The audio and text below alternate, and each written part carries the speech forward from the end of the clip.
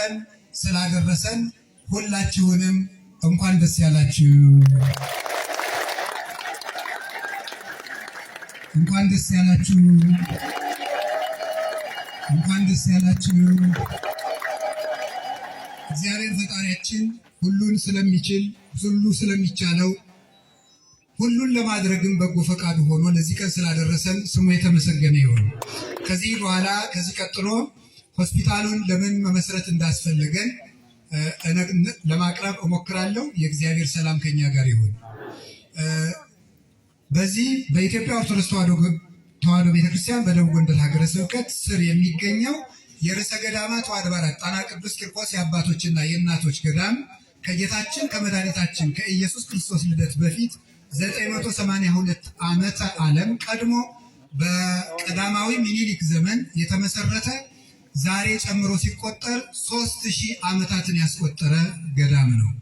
በዚህ ገዳም ውስጥ እናታችን ቅድስት ድንግል ማርያም ከነልጇ ያረፈችበት በተሰደደች ጊዜ የቅዱሱ ቤተሰብ ማረፊያ ከመርጦ ለማርያም ከርዕሰ ርዑሳን መርጦ ለማርያም ከተድባበ ማርያም ከአክሱም ጽዮን ጋራ አራቱ የጽዮን መንበር ተብሎ የሚቆጠር ክቡር የታቦተ ጽዮን ማረፊያ በአዲስ ኪዳን ጌታችን ከእናቱ ጋር ያረፈበት ቀጥሎም ደግሞ ቅዱስ ያሬድ ከአክሱም ተነስቶ መጥቶ የዘመረበት ያስተማረበት የባረከበት የመጀመሪያው የኢትዮጵያ ሊቀ ጳጳስ አቡነ ሰላማ ከሳቴ ብርሃን መስዋዕተ ኦሪትን አሳልፈው መስዋዕተ ሐዲስን የተኩበትና ያጠመቁበት ከዛም ቀጥሎ በሰማዕቱ ቅዱስ ቂርቆስ ስም የተሰየመው ታቦት ከእስክንድርያ መጥቶ በተባረከ ጊዜ መከራና ሞት መቅሰፍት የቆመበት ታሪካዊ ስውራን ቤተ መቅደሶች ያሉበትና እነ ቅዱስ ወለተ ጴጥሮስ እነ ቅዱስ ክርስቶስ ሰምራ ሌሎችም ቅዱሳን የተካደሉበት 17ኛው ክፍለ ዘመን የነበሩት የኢትዮጵያው ኮከብ ሊቅ የመጻሕፍተ ትርጓሜ መሰላል የሆኑት መምህር ኤስድሮስ 300 መጻሕፍትን በቃላቸው ያጠኑበትና ምስጢር ያደላደሉበት ፍጹም የመንፈስ ቅዱስ ረዳትነትና የመለኮት መዓዛ የሚያውደው ታሪካዊና ጥንታዊ ገዳም ነው። ይህ ገዳም አሁን ከ350 በላይ ገዳማውያን መናንያን አባቶችና እናቶች ያሉበት የድጓ ትምህርት ቤት፣ የቅዳሴ ትምህርት ቤት ያለበት ታሪካዊ ገዳም ነው። ይህ ገዳም በብሉይ ኪዳን መጻሕፍተ ነቢያት ሲተረጎምበት የኖረ ከመሆኑም በላይ በሐዲስ ኪዳን ደግሞ ምስጢሩ ከነትርጓሜው የተወለደበትና የተገኘበት በመሆኑ ቅዱስ ያሬድ ራሱ የኢትዮጵያው ኮከብ ስላስተማረበት ከዚያ በኋላ መምህር ኤስድሮስን ተከትሎ መጻሕፍተ ሐዲሳትና ብሉያት ሲተረጎምበት የቆየ ታሪካዊ ገዳም ነው። በዚህ ገዳም ውስጥ የቀደሙ ትርጓሜውን ይዞ ሲቀጥል በመሃል ላይ በደረሰበት መከራ አባቶቻችን ተንገላተው አሁን ወደ ክብሩ መልሰውት መናንያን ቢገኙም የትርጓሜ ትምህርት ቤቱ ግን ሳይጀመር እስከ 2014 ዓመተ ምህረት ቆይቶ ነበረ። በእግዚአብሔር ቸርነት በእናታችን በቅድስት ድንግል ማርያም ፈቃድ በቅዱሳን መላእክት ጸሎት 2014 ዓመተ ምህረት ሰኔ 19 ቀን የአራቱ ጉባኤያተ መጻሕፍት ምስክር ትምህርት ቤት ብፁዕ አቡነ ሚካኤል የደቡብ ጎንደር ሀገረ ስብከት ሊቀ ጳጳስና ሊቃውንተ ቤተክርስቲያን በተገኙበት የመሰረት ድንጋዩ ተጥሏል። ከሰኔ 19 እስከ ሐምሌ 29 ድረስ ደቀ መዛሙርቱን ከአራቱ ማዕዘን መልምሎ የመግቢያ ፈተና ፈትኖ 64 ደቀ መዛሙርትን በማሳለፍ መስከረም 21 ቀን 2015 ዓመተ ምህረት ጀምሮ የአራቱ ጉባኤያተ መጻሕፍትን በትርጓሜ በይፋ ጀምሯል። አሁን 4 ዓመት ሊሞላው ትርጓሜው 2 ወራት ብቻ ይቀሩታል። መስከረም 21 ማለት ነው። ይህ ጉባኤ ተጀምሮ የእግዚአብሔር መንግስት እያስተማረ ይገኛል። የተከበራችሁ የብፁዓን አባቶች ሊቃውንት፣ ብፁዓን ሊቃነ ጳጳሳት፣ ሊቃውንተ ቤተክርስቲያን፣ የተከበሩ ክቡር ከንቲባና በዚህ የተገኛችሁ ምዕመናን ሁላችሁም ጉባኤ ቤት ማለት ምን ማለት እንደሆነ ለመግለጽ እሞክራለሁ። ሁላችንም እንደምናውቀው የሰው ልጅ አእምሮ ያለው ፍጡር ነው። ከእንስሳት የሚለየው በማሰቡ ነው። ክብራ ለነፍስ ነባቢት አእምሮ ብሎ ማር ይስሐቅ እንደተናገረ በመጽሐፈ መነኮሳት የአዋቂት ነፍስ ክብሯ እውቀት ነው ይላል። የሰው ልጅን ከእንስሳ የለየው ክፉና በጎ በመለየቱ ነው። ስለዚህ ሰው ሲፈጠር አእምሮ የሚያስብ ሕሊናው የሚያገናዝብ ክፉና በጎ ግራና ቀኝ የሚያለማውንና የሚያጠፋውን የነፍስና የስጋውን የሚለይ ክቡር ፍጥረት ነው የሰው ልጅ።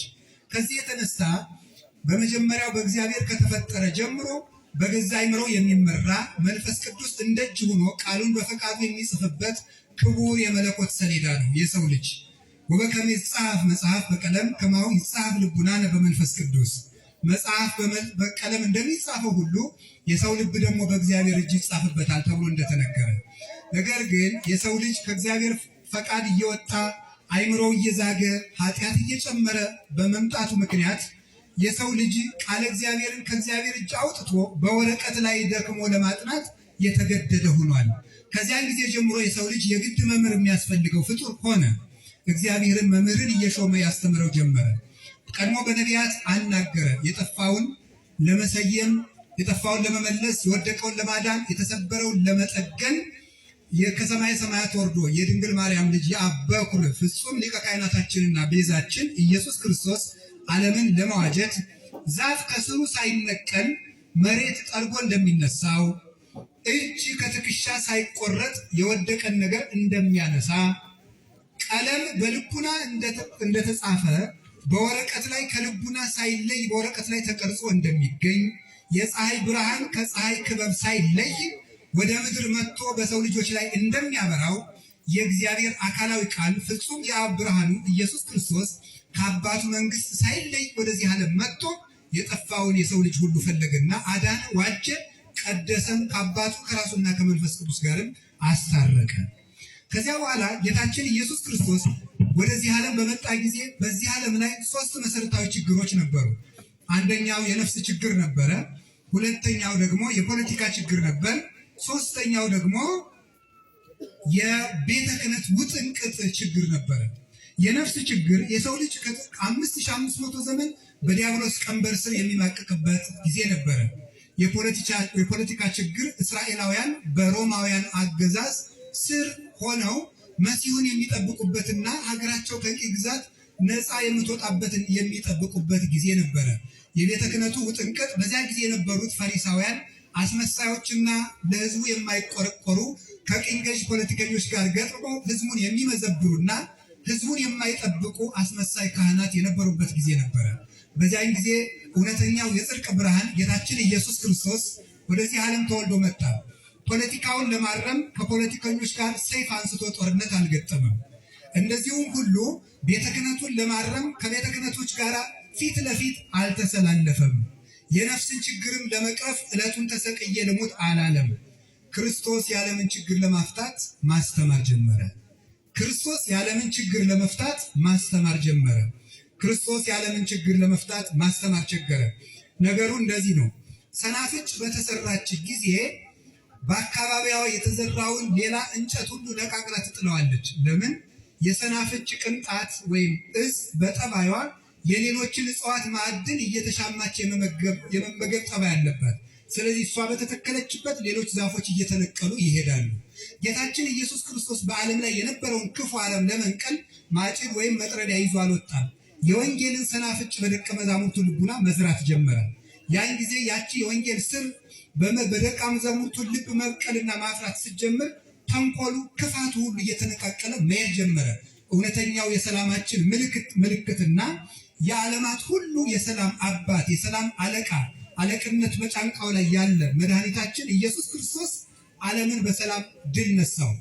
ክርስቶስ እውነት ለመሆኑ ምስክሩ ይሄ ነው። በዓለም ላይ ዓለምን ለማሸነፍና ወደ እሱ መንግስት ለመሳብ ክርስቶስ የታጠቁ ወታደሮችን አላከም። ደቀ መዛሙርቱን ብዙ አልነበረም። በቁጥር ብዛት ዓለምን አሸነፈ እንዳይባል ደቀ መዛሙርቱ 12 ብቻ ነበሩ። በጉልበት ዓለምን አንበረከከ እንዳይባል ደቀ መዛሙርቱን ብትር እንኳን እንዳትያዙ ብሎ አዟቸው ነበረ። በገንዘብ ደልሎ ዓለምን አሳመነ እንዳይባል የገንዘብ የስንቅ ከረጢት እንኳን እንዳይኖራችሁ ብሎ ነበር መልእክት ያስተላለፈላቸው። በንግግር አዋቂዎችና በፈላስፎች ንግግር ማሳመር ዓለምን ወደ ራሱ ሳበ እንዳይባል ንግግር የማያውቁ የገሊላ ገበሬዎችን ሰብስቦ ነበረ ወንጌልን ያስተማረው። እንግዲያውስ ርኅራኄ በሌላቸው በሮማውያን ነገሥታት ፊት የክርስቶስ እውነት ለምን አሸነፈ ቢባል በምቾትና መብል መጠጥን የሚፈቅድ ሃይማኖት ስለሆነ ሳይሆን ስለምንድን ነው የተቀበሉት ቢባል እንዲያውም እንኳንስ ምቾትን ሊፈቅድ እኔን የሚወድ ሰው ካለ ራሱን ይጣል፣ ሰውነቱንም ይጣላት፣ ሰውነቱን ስለኔ የጣለ በእኔ ዘንድ በመንግስተ ሰማያት ክብር ለብሳ ያገኛታል እያለ ደቀ መዛሙርቱን ባዶ አደረጋቸው።